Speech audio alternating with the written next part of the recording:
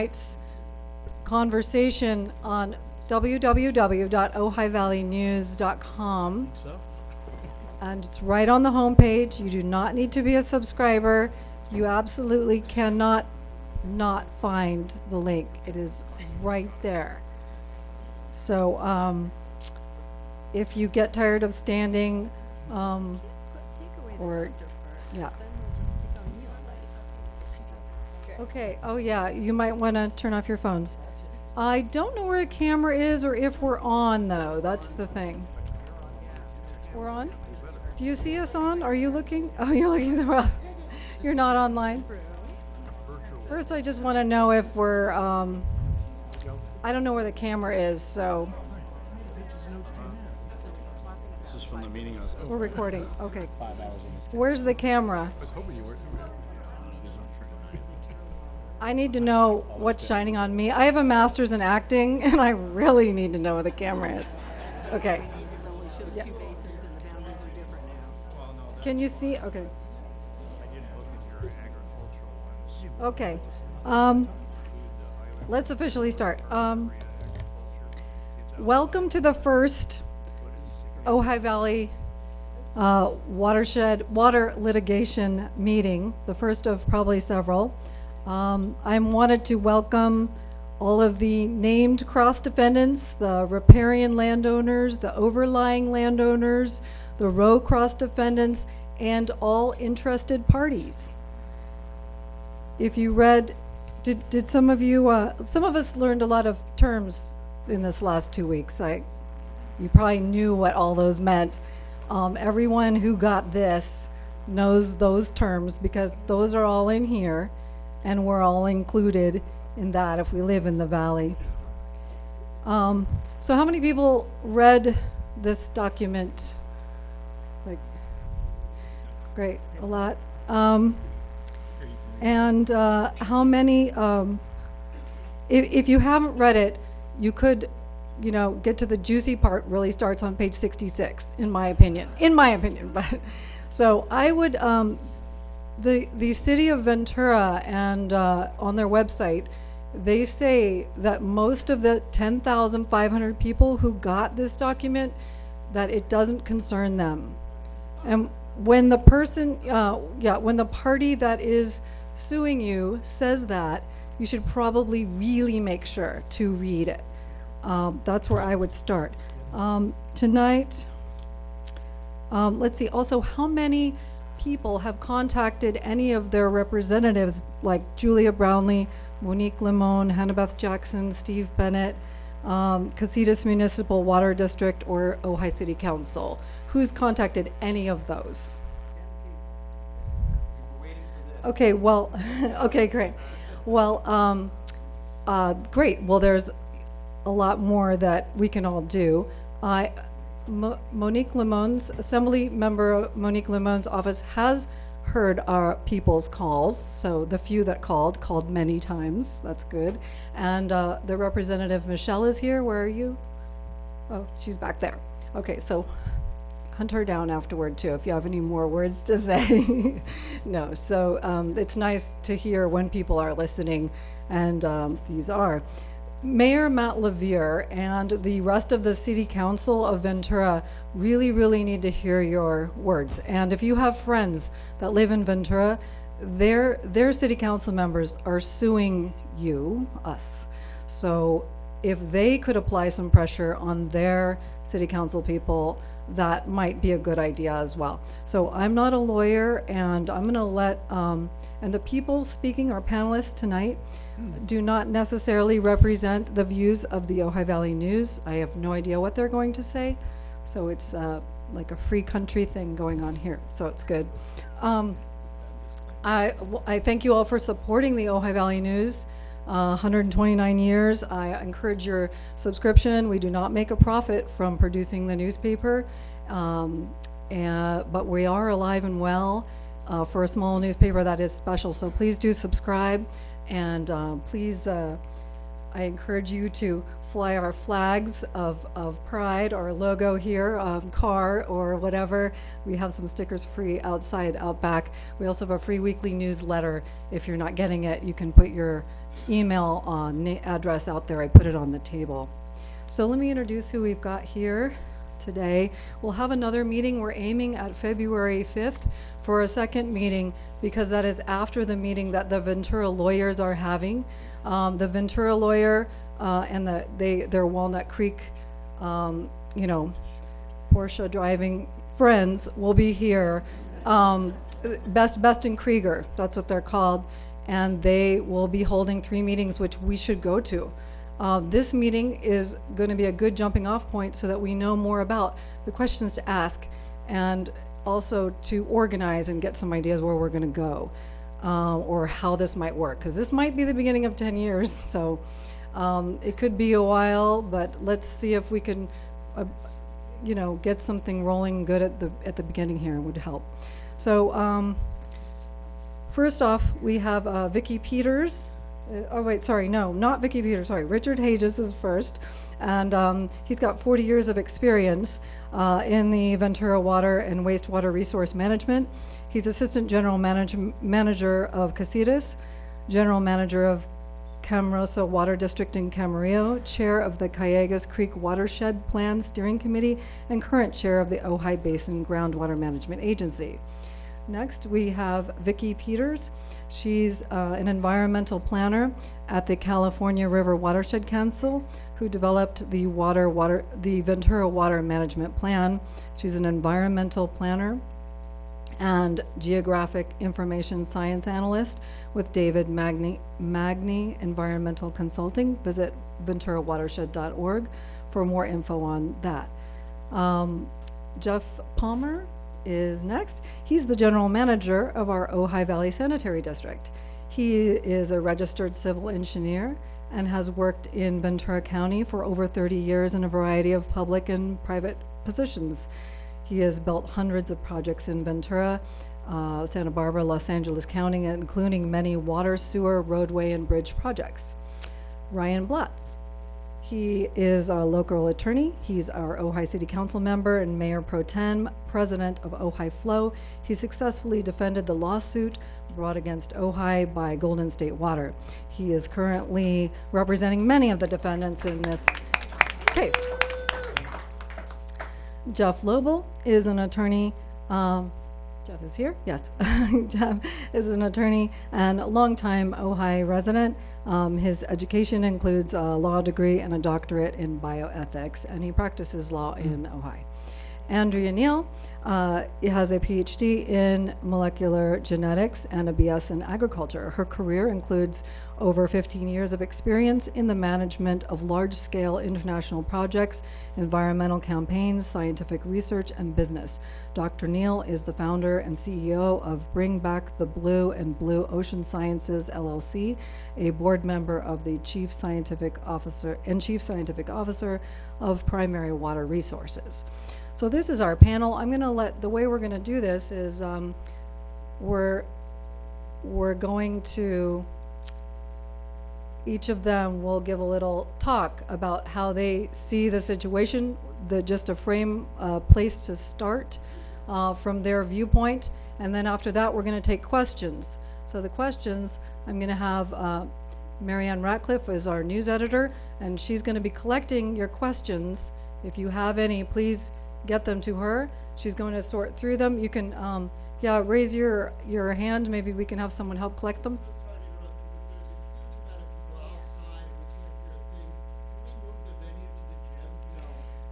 No, I'm sorry, but we did check with Ojai Unified. The thing is, we had a short time frame to make the plan, and Matilho was full, and we'd love to move into a bigger, for next time, February 5th, let's find a bigger venue. If someone has an idea, something that's going to work, let's do that. Otherwise, if it doesn't work for you, there's floor seating in the front. Come right up front here. But also you can go to ohiValleynews.com. You can even watch us on your phone. It'll work. It'll work. Yeah. Okay, so okay, can your questions, raise your hand if you have a question written out. Marianne's going to grab those up for you, and we'll ask them when our panel is done. Okay, so first off is Richard Hages. That shouldn't be mine. I turned mine off, I thought.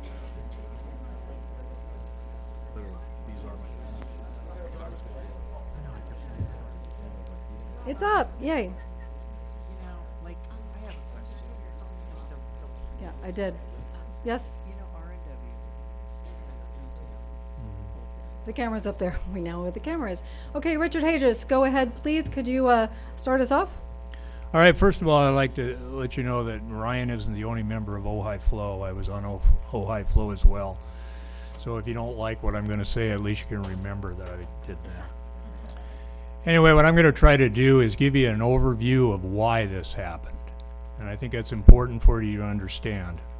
Our water supply, and when I say our water supply, I mean all of us, Ventura and Ojai, is being seriously threatened on several fronts. Our groundwater supplies account for almost half of our annual needs. Yet a 3-year drought, which has occurred repeatedly throughout the history, can significantly reduce those groundwater supplies. When those droughts occur, we all, Ventura and Ojai, rely on Lake Casitas.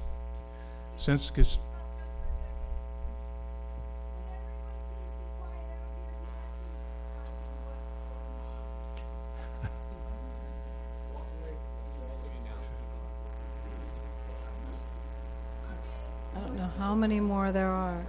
There's All right. a few more spots up front if, say, 4 people wanted to come up and they were comfortable sitting on the floor. Okay, sorry, Richard. Okay, well, since Casitas Dam was built, the watershed has experienced relatively small amount of growth. Over the past 40 years, the population of the Casitas service area has grown from 50,000 to 70,000 people. That's only about 1% a year.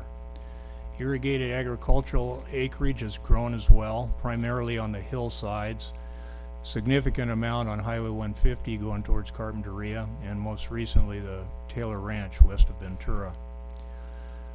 But although the growth has been slow, our water use has actually decreased over the 40 years as a result of conservation and more efficient irrigation practices. Our supply has shrunk, though, and will continue to shrink in the very near future.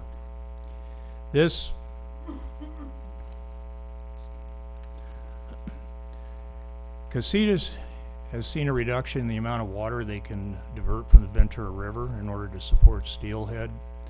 Ventura was denied permits in the early 1990s to restore its river diversion facilities on the Ventura River. Original assumptions about Casitas' estimated annual supply will likely be adjusted downward when they complete their reevaluation of the lake's yield. Contingencies for projected changes in climate will further reduce the annual estimates. And all groundwater use is threatened. The Upper Ventura River and the Ojai basins are mandated by the state to develop sustainability plans that not only account for basin overdraft, but must also account for stream flows that support habitat.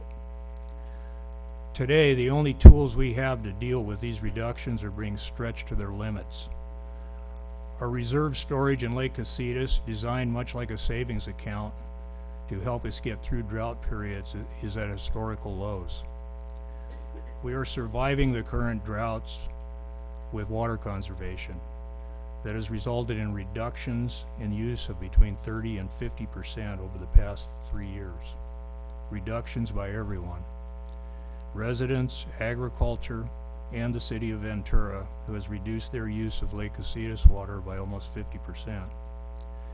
And future plans to import a modest amount of water by the city of Ventura is being delayed by another lawsuit. So in Ventura,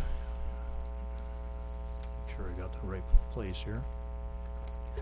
So when Ventura and the state were sued by Santa Barbara's Channel Keeper, it's a nonprofit environmental group, and were blamed for the low flows in the Ventura River, Ventura pointed its finger upstream to all of us, who may share in the blame for the river's condition. At that point, everybody lawyered up. Each party geared up to protect their piece of the water pie. The problem with this approach is none of the jurisdictions involved can survive on their own. Ventura needs water from the river, and they need water from Casitas. Ojai needs water from the groundwater, and they need water from Casitas. Agriculture needs groundwater, and they need water from Casitas. And Casitas cannot supply us all without the cooperative use of the groundwater and Ventura River's water supply, or City of Ventura's water supply. All of the parties, including the state of California, are defending their own areas of interest. All of them are trying to win the battle.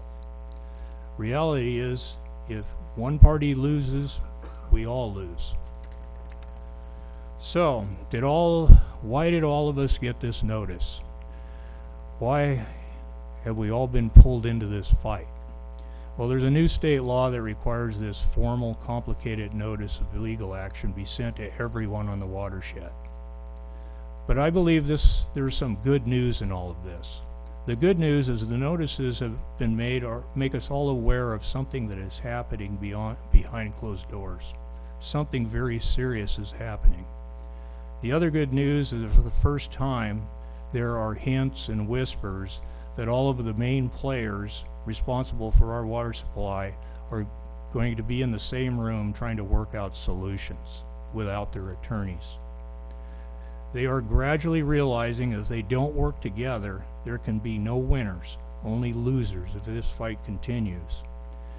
The other good news is because we now all know what is at stake, we can demand that we are kept informed. No more hiding behind closed doors, using the cloak of legal action as an excuse for not talking to us. Our elected representatives should not reveal the details of ongoing negotiations, but they can keep us generally informed on their progress. We can demand that all of the parties, including Ventura, Casitas, the state of California, and the other water purveyors on our watershed, work diligently to develop a long-term and sustainable water supply solution based on cooperation, rather than defending their own territories in a false belief that anyone can thrive independently on this watershed. Thank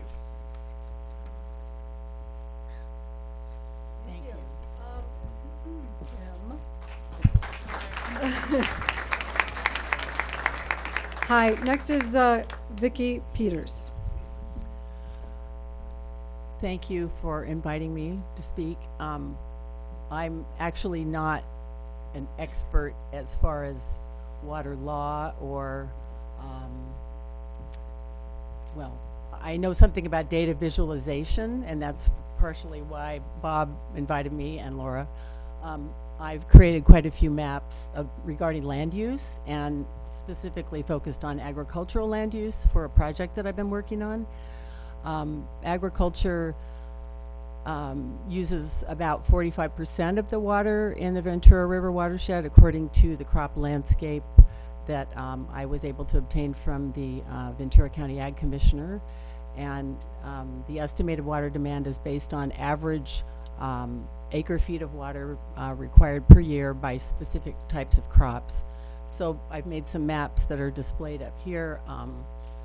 And I have also been involved with the Ventura River Watershed Council, and I'm just going to give a little overview of what their priorities are. The Ventura River Watershed Council was actually formed in 2006, and around 2012 we started developing a watershed management plan for the Ventura River watershed.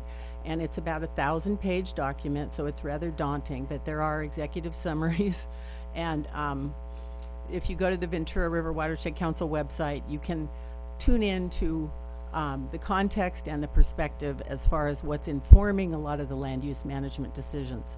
So the priorities, according to a consensus of stakeholders, including, you know, the oil industry, ag, residential, commercial, all different interests, the Casitas Water District, different small water agencies, came up with a list of priorities. So I'm just going to summarize that again for context and perspective. The first priority is sufficient local water supplies. And I've got some handouts if people want to take them, or you can look at the Watershed Council website. So the next priority after water supply is clean water. And then there's the third priority, which is flood management. And even though we've been in a drought, the watershed's actually very vulnerable to flooding. So the fourth priority is healthy ecosystems, which actually improve resilience in terms of adapting to flood conditions in situations of really intense rainfall, atmospheric rivers. The next priority is access to nature.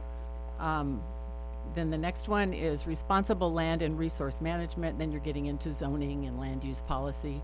And then the ultimate priority is coordinated watershed planning. So the intent is collaboration and communication rather than litigation.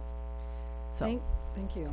That's great. Let's move along to Jeff Palmer of the Ojai Sanitary District. So our role in this is a little bit different. We're not a water supplier, but many of you are our customers on the sewer side. And so it's something that we are very aware of and have been aware of action being taken by various parties over the years. A little background. We have about 120 miles of pipeline. We have about 7,600 connections, and we serve everybody between St. Joseph's up there at the east end of town and the Pepsi plant down on the avenue. Included overlaying us in various forms, there's 16 different water districts. So part of the issue that we all need to sort of get our arms around is we all live here together, but there's 16 water districts. There's the county of Ventura, there's the city of Ojai. There's lots of political parties, and it's going to require us all to kind of work together and talk rather than throwing stones at each other. We currently we treat about 1.5 million gallons a day. Now, the interesting part is since 1985, our flow is down 25%. So even with a little bit of growth, the changes in demographics and the changes in water use behaviors and habits, as well as fixture use, the more efficient fixtures, the water in our sewer system is down 25% over the years. We also cannot recycle our water. I hear many times from people, why don't you recycle it? It's good for the environment, it's good for the people. We're required to put 100% of our water back in the river for the very reason we're having these discussions about water, and that is the fish in the ecosystem.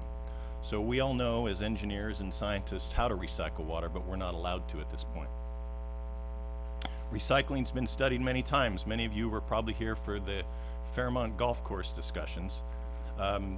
So this issue of recycling and reuse of the river water has not gone away. It's just something that comes up every few years. There are 2 op-eds I've read from people in this sort of group and this discussion over the past couple of days. There are going to be a couple of really nice articles, and Richard's done a good synopsis of this. I encourage you to read them and understand sort of the complex nature of what we're talking about.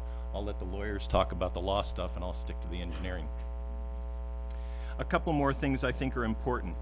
About 10% of the water that's used in the valley ends up in the sewer.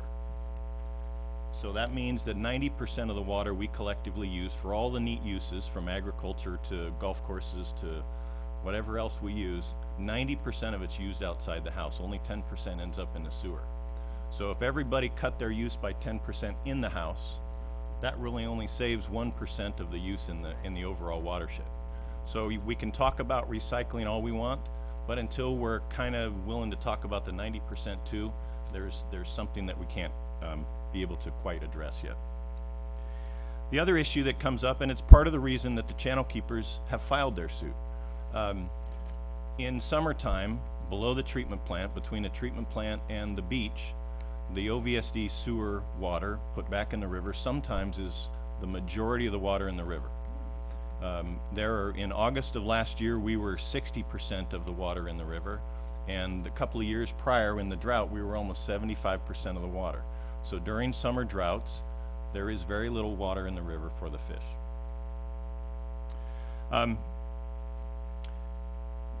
we're required by the state, because we discharge water, to have a whole extensive treating and testing program.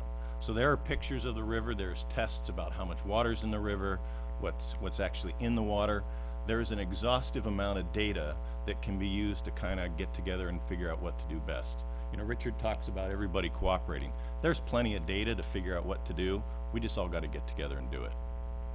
Right. Ryan Blatz is next. Well, somebody asked me, have you ever seen this many people pack a room in Ojai? And I said, not since everybody was really angry at Golden State Water. So I love Ojai for that. We love to get involved. I appreciate everybody being here, and I genuinely appreciate that just the collective interest of the community is going to make this a much easier discussion, and also hopefully an easier solution to how we get from where we are now at point A to point B. And the reason why all of you are here and all these property owners are named is, one, if you own property anywhere in the watershed, whether you have a well or not, you have a water right. The California Constitution protects your ability in California to be able to drill a hole in the ground up to certain limitations and be able to pump water out for your own beneficial use. So why are you named if you don't have anything else to do with water? Well, you're named because that right that's on your property is about to be changed per this lawsuit.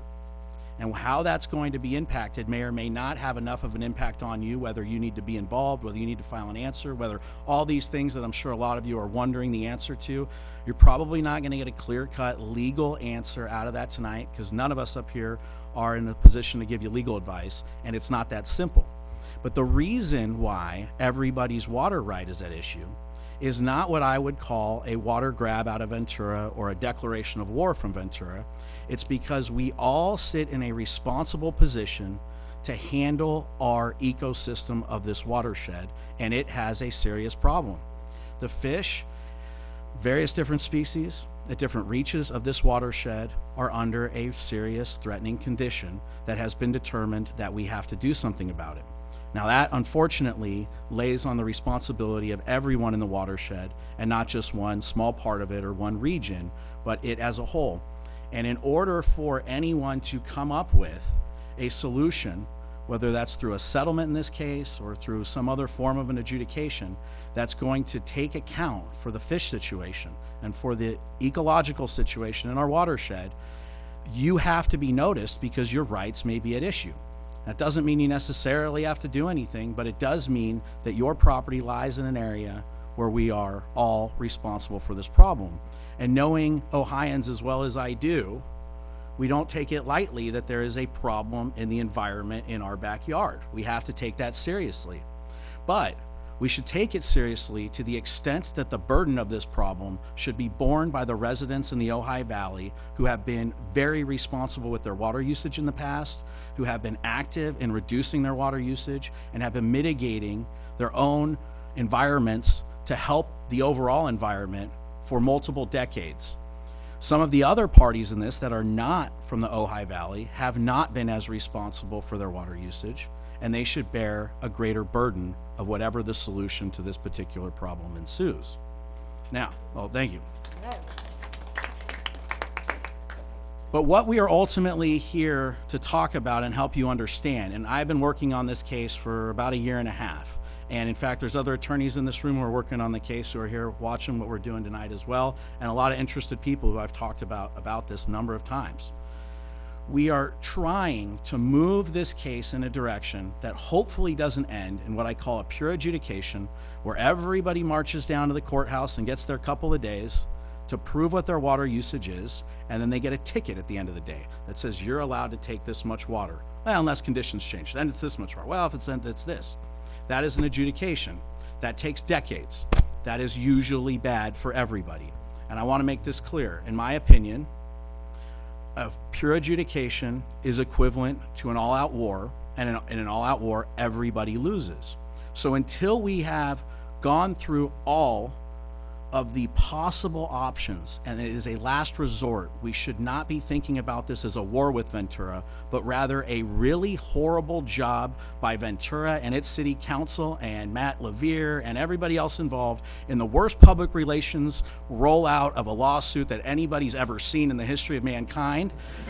And I would love to tell you, As much as I'd love to tell you they weren't aware, I've been telling them for a year and a half, you don't understand the riot that will ensue when the people of Ojai all get landed on their properties and in their mailboxes at the same time, notices and summons, and nobody knows what to do. And on top of that, you're telling a community that's reduced its water usage in the neighborhood of 50% over 25 years, 20% over the last decade. As long as I've been working on this, this has been the most conscientious community, from Golden State Water and the economics for reducing for that, to when the drought came in, taking full responsibility to reduce our water usage. This isn't the community that's responsible for using too much water. And when you tell us in Ojai that we are not managing our environment properly, we take that personally. That doesn't go lightly to us. So the reality is this problem does exist, and we are part of the solution. And what role we're going to play in that, we do not know yet.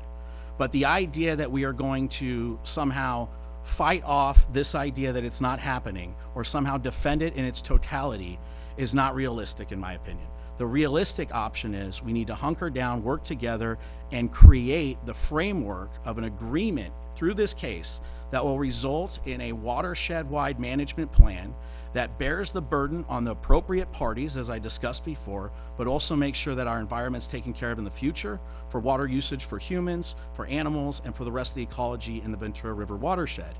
And if we start on that path and start understanding that we might be able to do that without anybody changing their water rights or having to go to court and do that pure adjudication, that we can come up with physical things that can assist in assisting the environment to get to where we need to be, then that is the footing that I'm hopeful that everyone can understand and start moving towards that trajectory. Thanks, Brian, so much. Very good. Attorney and Ojai local Jeff Lobel. Good evening. Ryan covered a lot of the issues. I think, though, that we need to remember that our goal was the sustainability, but we are a small part of Ventura County, and we really need to realize this is a political fight, which Ventura has chosen to use its greater tax dollars to spend on attorneys to sue us. And I'm curious how many people here, I know I've seen several city council members, including one sitting immediately to my right, but how many other elected representatives are here today from CMWD, from the city council, from Steve Bennett's office, from any other elected representatives that represent us? Show of hands. Because 1, those 2, 3, I see Bill 4. And I'd be happy to have you. I think that people need to realize those are the people that understand the power. We need to realize that those are the people that understand the power of the political process and the voters here in Ojai. If you think back 50 years, this group, our forebears, stopped the freeway from coming through the Ojai Valley. We stopped U.S. Gypsum. We stopped the phosphate mine, Weldon Canyon, the Carty Shopping Center, the Golden State, as Ryan mentioned, and other events. This requires both a respect for the sustainability, but a political effort now to get our voice heard, because clearly the city of Ventura spent a phenomenal amount of money of their own, and I spent some time today telling Ventura residents how much money they were spending of their taxpayer dollars. And I hope you all do that. This is a political problem, and until the people of Ventura understand that we could be suing them too, I don't see how we get to a fair and equitable resolution to this. One of the things that concerns me a great deal is how much money so many people in this town have to spend to deal with this. The minimum amount is $435 to answer. Best and Krieger and Ventura offered you their answer, which I can't imagine anybody filing, but because it's the other side that wants us to say those things. We have a court process that we have to deal with, overlaid with using our political voice to have everyone hear us. I think that the City Council of Ojai should consider intervening on behalf of Ojai city residents who are affected by this. And I say that in a very specific way because there's a specific law with respect to intervening, and I think that we need to be sure that we have that considered. CMWD should consider intervening on behalf of all CMWD ratepayers, because their interests are very similar to ours with respect to our water rights. All of these things need to be done, and not just receive this wonderful message that jammed up the post office for 2 weeks and cost a lot of money and I met a lot of people getting our little tickets. we really need to think about this within the next 60 days, which is our answering period, to let our representatives know.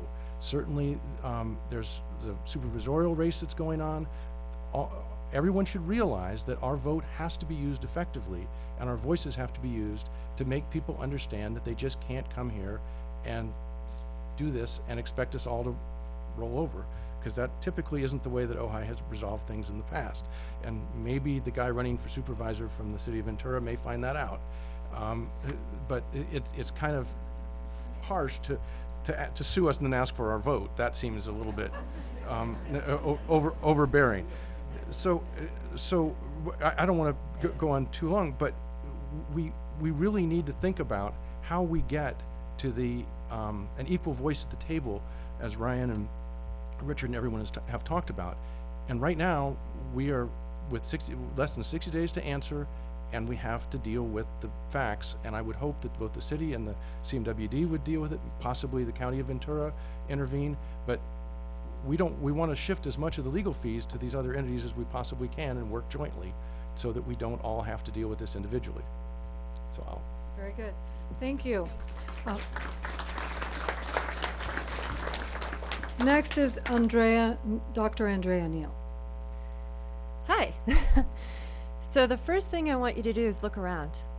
These are your neighbors, your colleagues, your friends, and you're all here because you care about water. And that's an amazing thing. That's a really big positive for our community. And I'm so happy to see you all here and to care so much about our valuable resources. My company, Primary Water Resources, does sustainable groundwater development. And development doesn't always have a good name, but in my case it does. And the reason for that is I've spent my life in environmental issues, and how do we create solutions that are benefiting all for sustainable resource management and development. So I see a lot of issues within our community that need to be addressed. One of which is that I don't believe that there has been any due diligence on the part of the city of Ventura to actually look at what the groundwater resources are here, how they interconnect the subsurface with the surface flows. And the reason that's really important is because how can we manage something if we don't know where it comes from, where it goes, and how much is really there?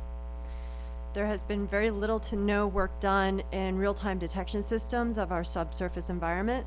There's been very little analytical data. There has been very little of statistical relevant data that has been managed.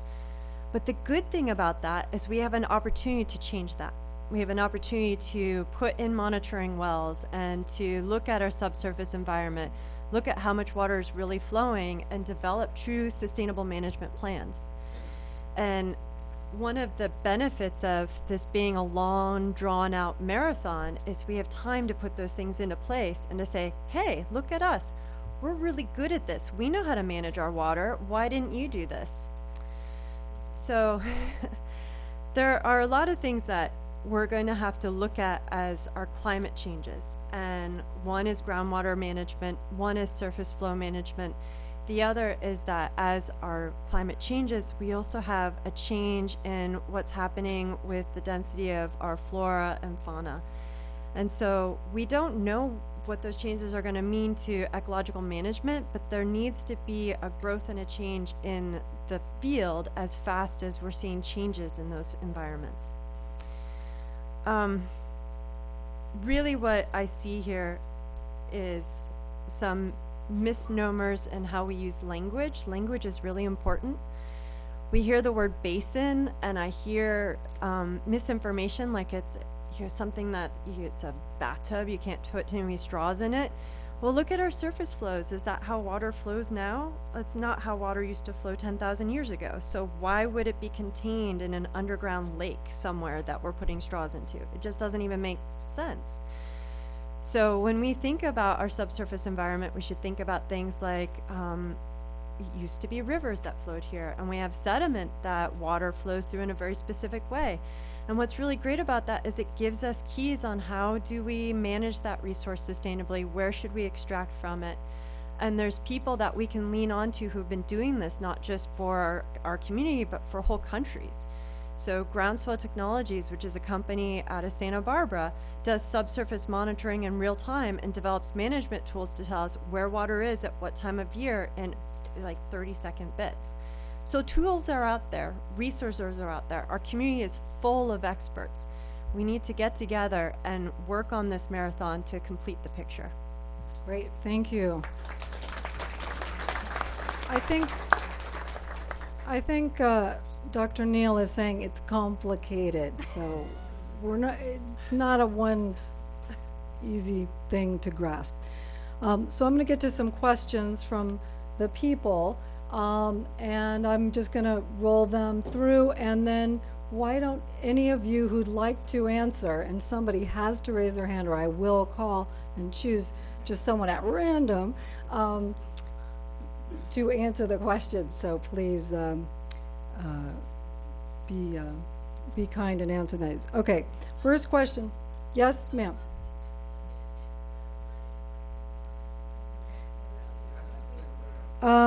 Yes, who's got the pad of so there are 4 clipboards around. Looks like Mr. Starkweather has been holding on to several of them. No, he was passing them around. No, he's been getting them. Just kidding. Well, I've got enough definitely for a half hour's worth of answers so far, so keep them coming, but let's see how far we can get. And maybe your question will get answered. And get the questions to Marianne over there, raising her hand. She will filter them to me somehow. First question, should I pick up the certified letter from the post office? What are the let's start with the easy ones. No, that's not easy actually. Pros and cons. So could we hear the pros and cons of actually picking up our letter or not picking it up? Why don't you just go up there? Ryan, do you want to answer the Does Ryan or Jeff want to take this one? Pros and cons of picking up the letter? Yes. The state water, the SGMA rules state that you have to be served notice with a return receipt request, and then it says if you don't pick it up that they're supposed to post it on your property. So there's going to be a stage 2 if you do not pick it up. They are going to go one step further. We'll see. Yeah. So if you don't pick it up, they're going to come by and drop off a nice evening reading for you. Okay. So do you guys, it sounds like people are still not satisfied with that answer. Is there any more that someone wants to follow up on that particular question? Maybe our attorneys could tell us which costs Ventura City more. Yeah, which one is more expensive for the server? You'd have to ask the city of Ventura. We don't know how much it costs. Okay, so be careful. So if they seem at all cagey or anything, they have certain limitations about legal advice they want to give out on TV. We're live, or basically live on OhiValleyNews.com. Okay, question number 2. Is there going to be a class action lawsuit against Ventura? Oh.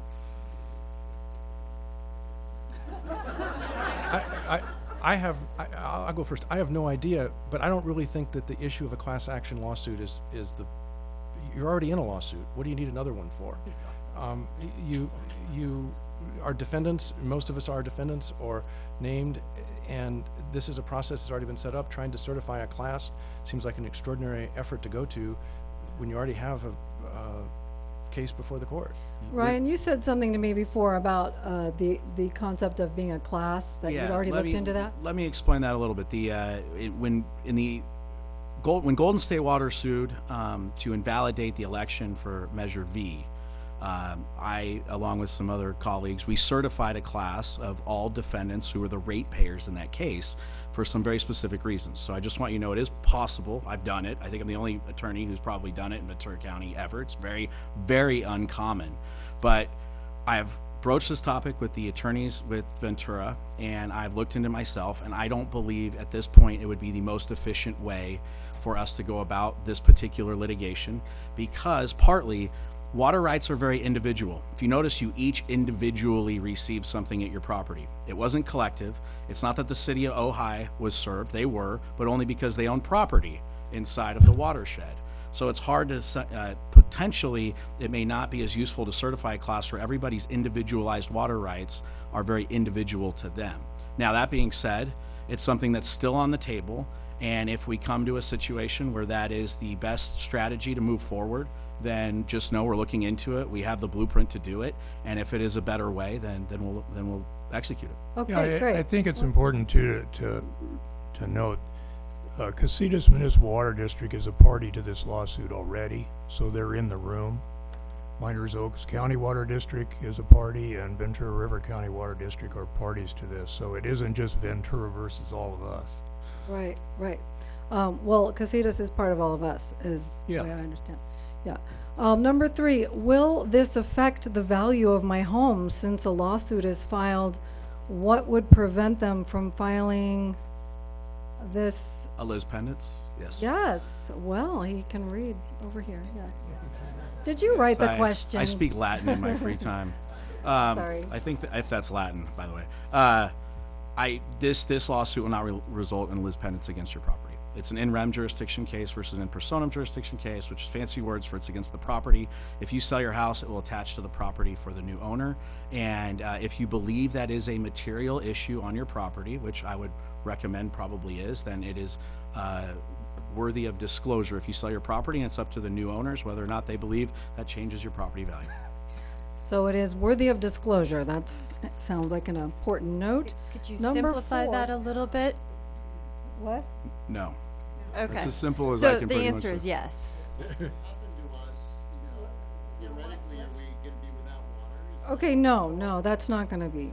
Well, I don't Oh, know. I can answer that. Look, You can answer any, that. Are any we going water to right be on- without water? That's the question now. That just Well, trumped all the rest. Here. Any water right to your property that comes because you receive water from a utility company is dealt with through the rights of that utility company, not with your property unilaterally. You may have an allocation on your on your Casitas water bill, and that allocation does not have anything to do with this case. That's their own internal policies on how much water you're allowed to receive before penalties kick in or other policies kick in.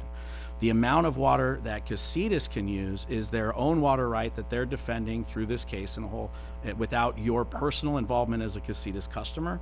So that shouldn't impact your ability to get water from Casitas. And if they are limited, they will continue with their own internal policies to limit how much you can receive, but it won't have anything to do with your personal real property and this case. Okay, number 4. Did Ventura notice its own property owners since they too are interested parties? Well, the answer is yes. Yes, Western Ventura is part of the Ventura River watershed, so they are named as well. Right, people who are in the watershed, not people in East Ventura, but people along the river, the avenues, for example. Number 5, I did not get a letter. What does that mean? How do I find out if I am affected? If I don't have a well or live close to the water, do I have an obligation to follow up? I guess I'm fielding most of these. That is a difficult question to answer. It's not simple. That would actually be giving legal advice. What I can say is that, again, Ventura is going to assert that if they properly served your property, that they have attached jurisdiction to your property, and if you don't do anything else, then that will ultimately result in what's called a default, and that will impede your rights in the future, depending on exactly what this settlement or judgment or agreement, whatever ends up coming out of this case, that will be what happens to you as a defaulted party in the case.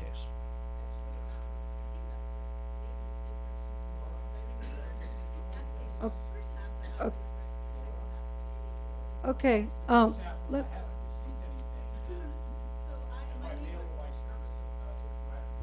so I can just tell you the post office isn't finished with you yet. I know that, so if you're in the Ventura watershed, and Vicki Peters has these maps on her website, right? Can you? And also in Google Earth with parcels if you really need to research, Well- your address. So, So, yeah, okay, so if you get water from the Ventura Watershed, then, you're probably involved. If Okay, you're not, well, well, wait and see. if you're not sure, if you pick up one of these packets that were delivered to everyone else, on it there's a woman whose name is Dakota Benjamin, who works for Best and Krieger. That is the contact person that's stated to contact if you have any questions. Fill up her inbox and ask her.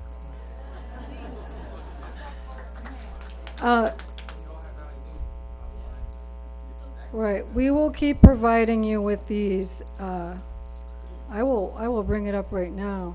Dakota is DAKOTAH.Benjamin@bbklaw.com.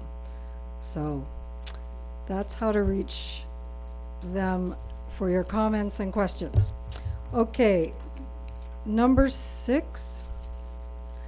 I didn't believe that people understand that they are being sued when the process server hands them a complaint which is being deceptively referred to as a notice or a letter.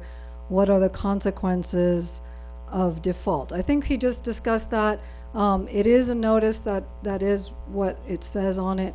So I don't think that's deceptive, but just for me. But what he just said was he explained about default, and that means, I think we got that. If you don't do anything, whatever is decided, the future that we don't know, so that's why you don't know what your part of it is, because it hasn't happened yet. Is that sort of Yeah, right? the only way, and I wish this wasn't the answer, and this is not me playing attorney, the only way to know exactly what your rights are on your property that may be impeded by a default being taken against you is to consult with an attorney who knows and can ask you some specific questions. There's no blanket rule. I wish I could say everybody with a quarter acre or half acre or some parameter of this I could. Ventura's made its own statement. I don't necessarily agree with it, but that's their statement, and you can either live and by that, or you can have a independent consultation and figure it out. If we don't have a well, or we live very close to the river, do we have any obligations to follow up on anything? I'm starting to get the feeling that these questions maybe need to be sifted through because they're all the same they question. were a supposed to be different way. sifted before I got them. Okay, I'm gonna try again. How many fish live in the local waters? When was the last count? And what about irresponsible users? There's too many questions here. Okay, how about how many fish live in the waters, and when was the last time they were counted? Maybe Jeff Palmer? No? So there's a lot of historical information about steelhead primarily in the Ventura River watershed. And you can go back to historical pictures, and people from LA came up here in the early parts of the 1900s and caught lots of fish. There's some debate as to whether or not they were stocked or not, but those are all historical records. Today, there's a pretty big study going on by the California State Department of Fish and Game, Fish and Wildlife, where they're specifically looking and studying fish of a variety of species in the Ventura River. At our treatment plant, right down there at the bottom of the valley, they have a camera and an infrared or a sonar rig that looks across the river and looks at every fish that comes up and down the river, and they know based on the size of the fish and the fins and everything what kind of fish it is. So there's a pretty big study going on what's in the river today, and how do we kind of figure out what's best for the fish. I know Casitas isn't here, but I'll speak for them a little bit. They have on staff a couple of biologists that do regular fish studies up and down the river that they are required to do by the state. So there's quite a bit of information and studies going on. Those studies are not complete yet, but I can tell you at certain parts of the river, in certain of the pools, specifically right in the area of the bridge at San Antonio Creek where it comes out, there are trout in there. They're not steelhead. They haven't gone to the ocean and come back, but there are trout in our rivers. There are a variety of fish in our rivers, and I think collectively we have an obligation and a moral cause to protect our environment and not make it worse. But can I say one more thing on that? Yeah. So the amount of water in the river is not the only delineating factor when it comes to fish populations. There's also temperature changes within the ocean, especially with steelhead trout, where they go out and they spend their adult life and then come up for spawning into the river systems. but also we're seeing discharge of contaminants and pollution on our offshore environments that have drastic impacts on our fish populations. So there are a multitude of reasons of why our fish populations have dropped off drastically. And right now, they think there's about 500 total in the population in the ocean of steelhead trout. So it's not like we're dealing with a giant number of fish that we're talking about. It's actually a very small number of fish. 6,000 people. At $500 a person, that's extremely low. All right? We consolidate this and do this on multiple fronts. You want to do it politically? Fine. You want to have a lawsuit and go to adjudication? Fine. You do it all. Right. Let's get I think adjudication is not the goal of most of the people here. Okay, so, sorry, just, can I get you to write down a specific question, and we still can grab a few more. Okay, why isn't desalinization been brought forward as a better solution? Population growth has primarily been in the Ventura City. Anyone want to take the desal question? Well, the biggest problem with desal is it's heavily energy dependent, but the worst part about it is it takes 3 decades to get the permits to do all of this, because you have to discharge the byproduct, which is a very thick brine, back into the ocean. And you have to do that and be able to prove that you're not causing any changes to the ocean condition. There are successful desal plants that have been done, but they're extremely expensive, and we don't have currently a good place to discharge the brine. I think long term it's probably going to be the solution, but if you want to build something like that, you have to start early and depend on keeping at it for decades. You can't just decide to do it and then back off. Right.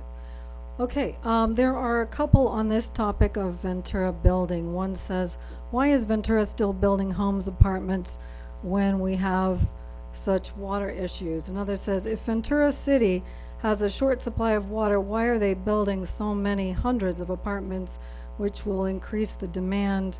Also, a giant development in Ventura Harbor, and there's water for that.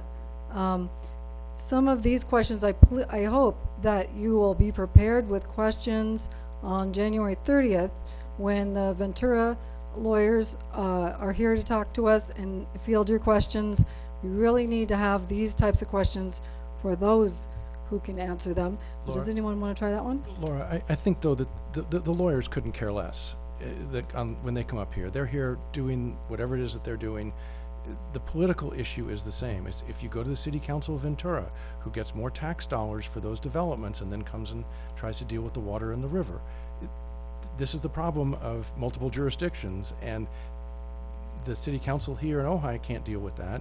It's an issue for Ventura, and if you want to point out that they may have overbuilt, that would be something to point out within their City Council and to the people who voted them into office. Right. And who Well, can change sometimes their minds. asking questions is the only thing we've got. But So my point I'm is, not saying. my point is that those are great questions, but I don't believe the City Council in Ventura has had to answer them yet, and they Right. really should have to.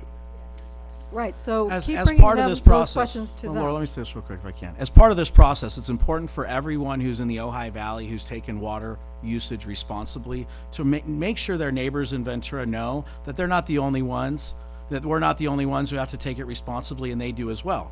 When we were with Ojai Flow, we did an informal poll of people in Ventura just to see how many even knew where their water came from, and most of them thought it came from exclusively from the Ventura River or from some magical source they didn't even know about. They didn't know Lake Casitas was where that water came from.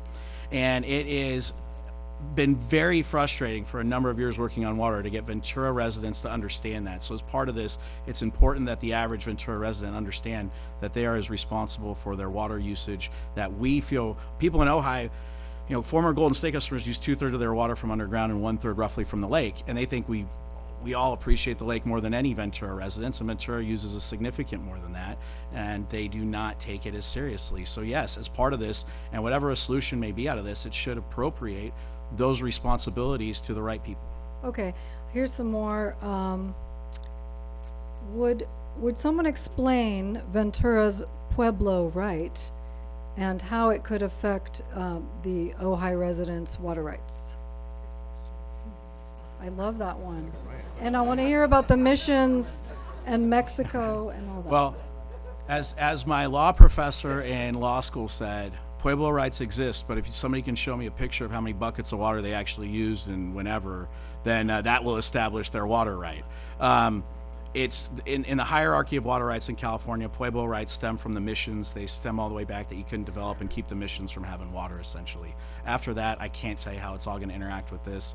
And we're hopefully moving away from a situation where those types of very difficult discussions that have to get proven in court, where hopefully we move away from a situation like that and move to a more cooperative solution that deals with the whole watershed. Well, would the Pueblo rights have a boundary to them? Yes, there's on a lots map? of- yes. Like, so we could be able to see a map?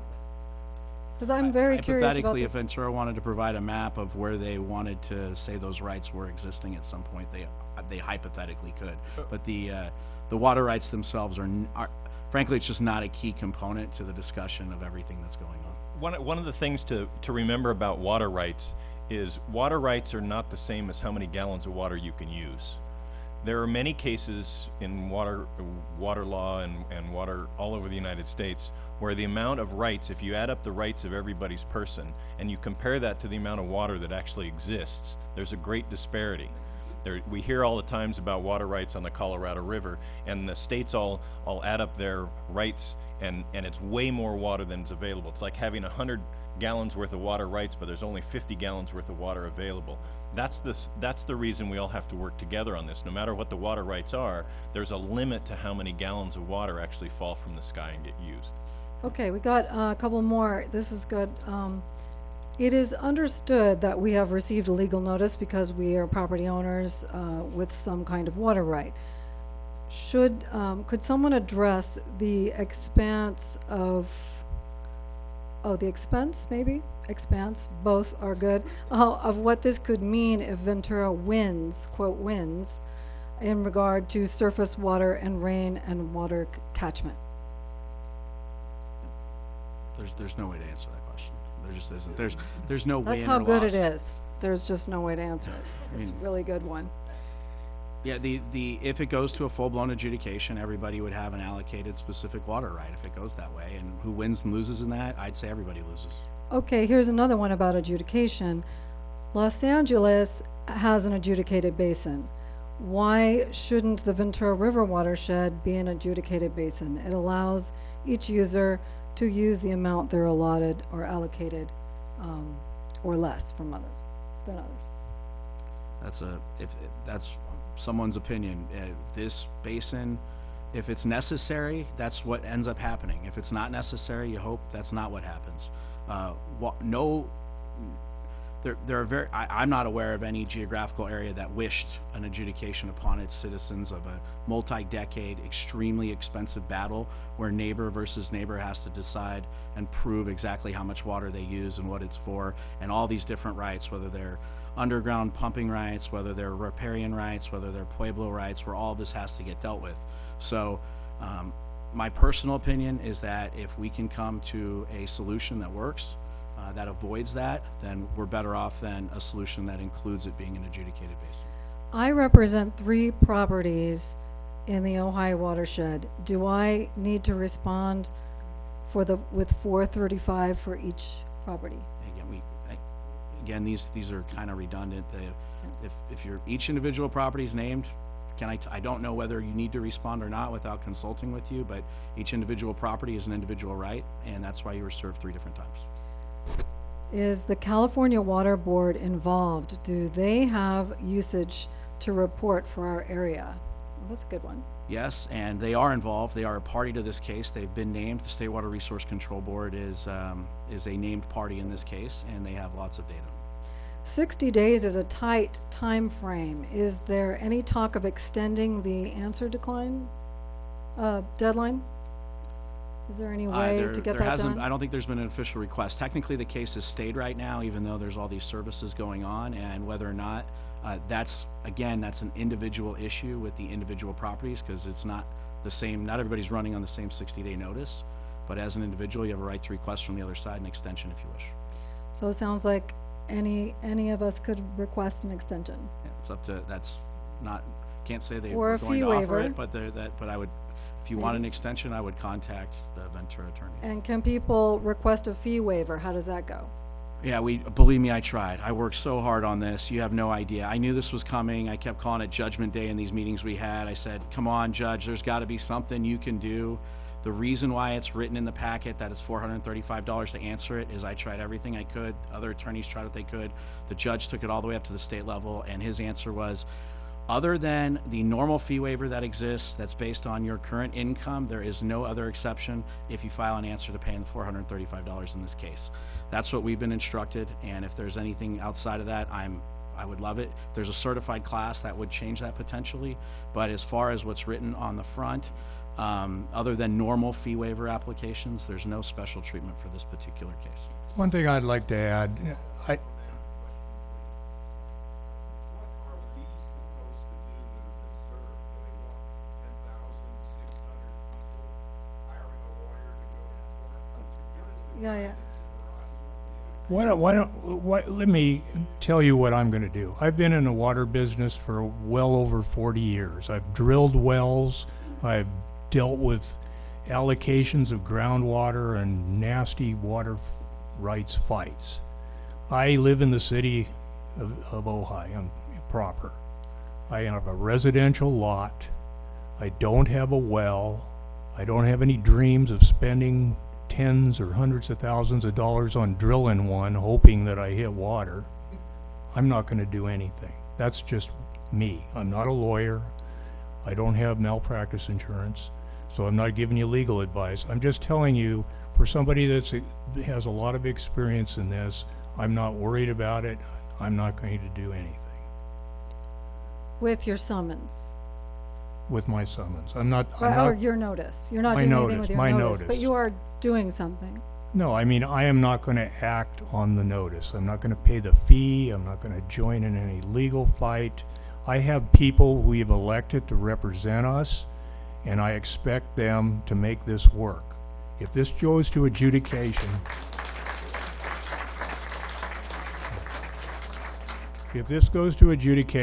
it is going to be nothing but a never-ending battle. It doesn't end. The idea that, well, we'll adjudicate it, everybody will know how much water they got, and it's over. No. For one thing, we're not going to know how much water we have, maybe ever. So every time the pie changes, we're back to court, and the lawyers love it. It's a full-time, lifetime job. So you have to be practical in thinking about this. Do you really, some of you do have wells, and you should, get a lawyer and pay attention to all of this. But if you don't have a well and you don't have any dreams of drilling one, or you don't live along a river or stream and you have a diversion permit or any of that kind of thing, the responsibility for protecting our water supply belongs to the water authorities that we've elected. They have attorneys, they're in this, and we have to keep on them to make sure that our water supply is protected. Okay, here's another Laura, topic. Oh, yeah. I would say the same thing that Richard just said. We have a lot. We don't have a well. We never will. And we're not going to do anything either. Our water doesn't come from our well. It doesn't come through rights to our house. It comes through our water district that has the well, that has the rights, that has the facilities to do that. So we're not going to do anything either. It is really on the people and the agencies that do this and provide that water for us to be the fighters for us. So that's why your voice matters, maybe more than anything. Yes, she's holding up a card here. Ojai Flow is a 501c4, and you can make a donation to Ojai Flow that will be continuing on the fight or the collaboration, the agreements, the solution finding. It's a process, so it's hard to really even name it. So, Ojai Flow. You can also find them ojaiflow.org. Is that right? Do you have a website? No, I don't know what it is either. I just found it. Oh, okay. Yeah, Ojai Flow. Yes, we have some Ojai Flow people here. You can speak to Ojai Flow. Go ahead. Richard and Brian? Ojai Flow is a nonprofit organization that was started during the Golden State Battle to protect and the interests of water rights and protecting things in Ojai. That's pretty much it. That's what nobody other than my private clients who are paying very little money. Nobody is funding me, no, and nobody's paying me to be here today. The Ojai Flow, however they may decide to spend their money, will be determined after that. And frankly, I'll be honest, we weren't totally aware that there was going to be a donation request out there today. So, but we have worked very hard, tirelessly, and our mandate is to protect the water interests of the Ojai Valley, and Ojai Flow will continue to do that. Okay, so, oh, okay, an elected official is going to speak. Your name? Bruce Kubler. Do you want? Come on down. You've earned your right at the mic for a couple of minutes here. Bruce Kubler, I'm an elected official with the Ventura River Water District. I've been on the board since 2013. I've been participating in the mediation sessions that have been held. There was one held in April last year, another one held in June, and last Friday, the Consumptive Users Group, which represents the City of Ventura, Casitas, Ventura River Water District, Minos Oaks Water District, and a number of other private defendants, are meeting together to try to find a solution to this problem. We're working cooperatively, and the group came up with a statement. This is approved by attorneys. It's all confidential, but this is what we can say to the public. And it's what kind of Brian already said, but in a little more specific language. The parties are working cooperatively on an agreement that will keep fish in good condition and fairly balance the needs of the fishery and the needs of people, agriculture, and industry. A long-term local solution can only be achieved through the collaborative participation of all stakeholders, and the parties are committed to this process. So we are working to try to settle this without all this conflict. That's true. At this point, that's true. I'm just saying, we are working, and we hope to solve this without all the angst that we see in this room, and I understand that, but we're working together, and this is what the process says. Okay, thanks. Okay. Thanks a lot. Okay. Okay. So here's a question. This litigation seems to address something that ultimately needs to be done, basin-wide water governance. Is this correct? And is Ojai leadership just taking issue with the way it is being done?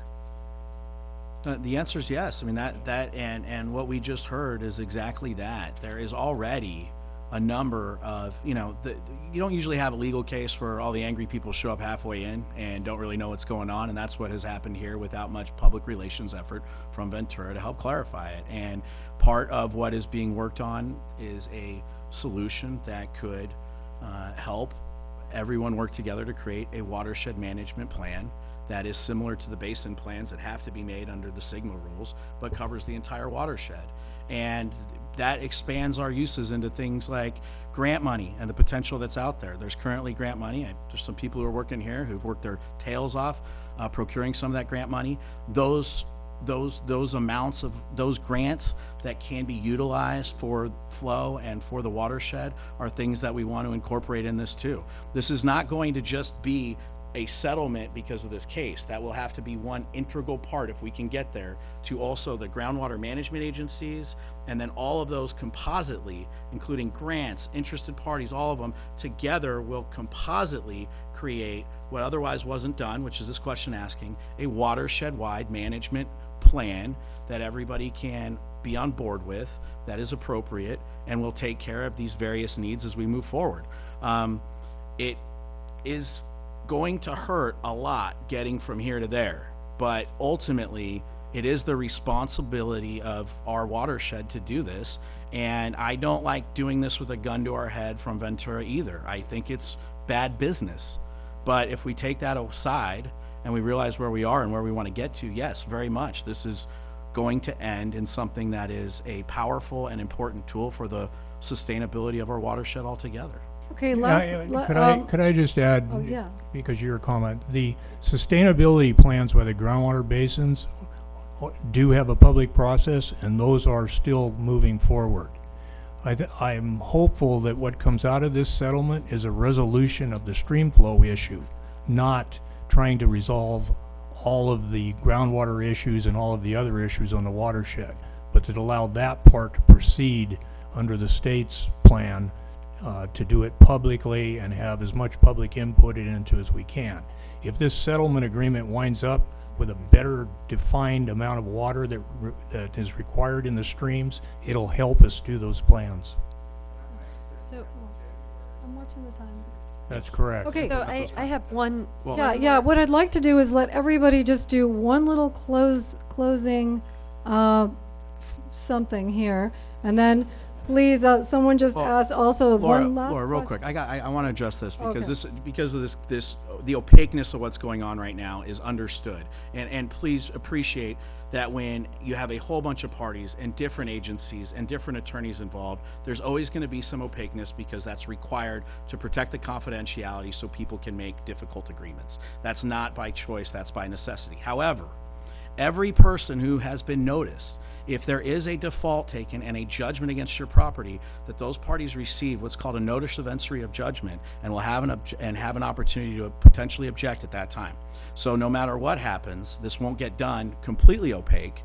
And the question is how many people want to engage in the case and be involved in the solution versus letting their agencies do it, essentially, whether they have rights that they need to protect or they want to be involved because they're part of the watershed.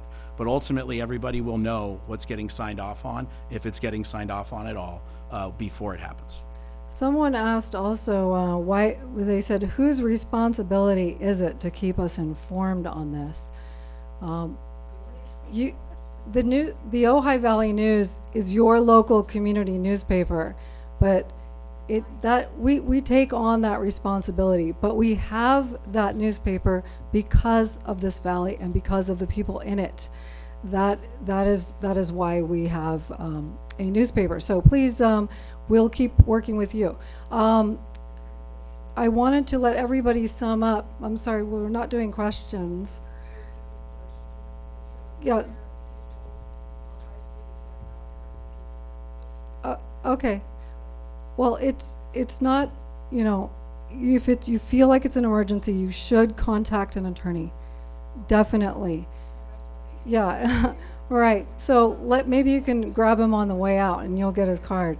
Okay, so I'd like everyone just to do a little sum up. If you on the panel feel that something was missed, or you thought of something that you think people can take home with them, please know this is not the end. I know this may not be all that you wanted to get, but now you have got some place to go to learn more and to get questions formed more in your mind, and you're going to come to the January 30th meeting that I think is going to be at Matilla House, so please double check on that.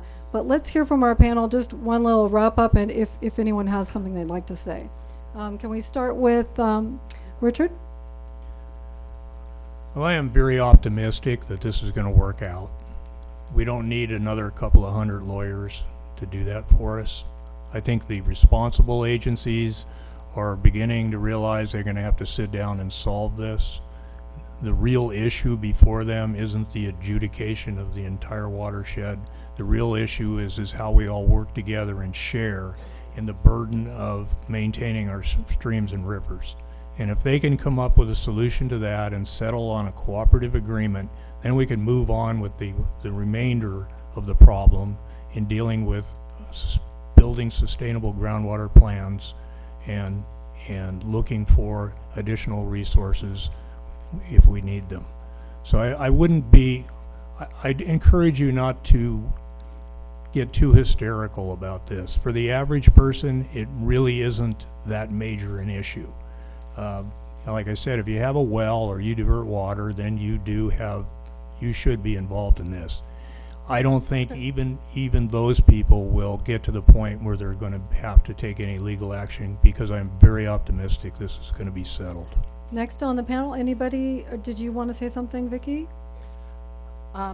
There actually is a watershed management plan that was published in 2015, but it's a working document. It's evolving. Some of the data in there indicates that we use about 33,000 acre-feet of water a year throughout the watershed, and about 45% of that is groundwater, the 55% is surface water. So that's 11 billion gallons of water a year, and that's about 5 billion gallons of groundwater and 6 billion of surface water. And the other thing is the ecosystem values really enhance the resilience of how we live and how we adapt to extreme drought and extreme climate change. It's not just about one species of fish. It's about the habitat that supports life of not just humans, but everything that we depend on, you know, so that we can continue to live here. So, Right. yeah. Good. I would echo a lot of what Richard said. I'm really optimistic about a solution as well. I wouldn't say there's an overwhelming excess of water in the valley, but I think there's enough to keep the valley what we cherish and what we like about the Ojai Valley. And I think there's plenty of room for some cooperation between these 16 water agencies to figure out how to do it right so that the ecosystem and people and agriculture all sort of share in how we get there. If you do have a well, obviously there are different sorts of levels of concern versus if you don't. But I truly am optimistic about a solution. It's not something new. We know about this. We talk about sustainability all the time in almost everything we do in our lives, and I think we can get there here. We just have to sort of figure out how to cooperate and work together. Great. Okay, Ryan, did you want? Bruce's statement from Ventura Water District was absolutely correct, and that was the official statement that came out of a 5-hour meeting I was at on Friday as well. I just don't like that statement as much as I liked reading mine. But that was absolutely true. And to say that there is not momentum and good faith efforts right now being going on behind the scenes to try and get to a solution with this, that is happening. It is happening quickly, and it is happening to the benefit of everyone involved. And if Ventura could have, if they had the choice to not have this land on everybody right now that's disrupting that momentum significantly, they would have done that. And there is absolutely no reason to not continue the political pressure on Ventura and to remind them that we don't like this and that they should take responsibility. But again, starting a war and trying that method is not there yet. If we have to go there, I'll be on the front lines of that battle, I guarantee it. But we've got to make that the last resort. Finding a way to cooperatively work with everybody, bring in these brand new groundwater management plans. Richard's on the OBGMA board. We have North Ventura River. We have all these different new things that the state legislature has said, hey, we're forcing you to the table to put plans together. As those overlap and interact with all these issues, including the Watershed, what Vicki said about there already being a Ventura River watershed-wide plan, they just need to incorporate some of these new ideas. If that doesn't work, and Ventura or anyone else is pushing us towards this pure adjudication route and we don't like it, then we'll go in the closet, we'll get out the pitchforks and the torches, as we love to do in Ojai, and we'll do what we need to do to potentially change that. But we shouldn't be misguided in where we are now and where the cooperative level is. We don't want to discourage that. We don't want to disrupt it. We want to be part of it. And it is difficult to say that with everybody who is, you know, all these people I care about in this valley and the water rights I care about so much, that they're under attack. Well, they are. But if they're under attack and we can get out of it without going to war, then that's a much better solution. Let's work through that before we have to move on to option B. That's a good one. I also want to remind everyone that if you don't like what your representatives are doing at your water board, at your city, at Ventura City, if you live down in the west side, or if you don't like any of what's happening of how you're being representative, you need to vote. You need to vote. You need to get out there. You need to bother them by phone, by email, and then go vote. And tell your friends to vote too. All right. We have 2 more little statements. Jeff? Mine's very short. Following up on Ryan, it's wonderful that everyone's cooperating. It would be very nice if the various elected officials saw your interest in this in a way that doesn't have to be negative, but to remind them that you want this solved and you don't want to have to deal with this again. They do read all the messages. They want to not have everyone in the community angry at them, and I think that letting your displeasure known and wanting them to solve it in a non-legal way is fine, but they need to hear from you. Great. Absolutely. Okay. I do agree that we want things to go in a nice way, but I highly encourage everyone to put massive political pressure for long term on this. Don't fall into fatigue. Don't give up. Keep the fight going.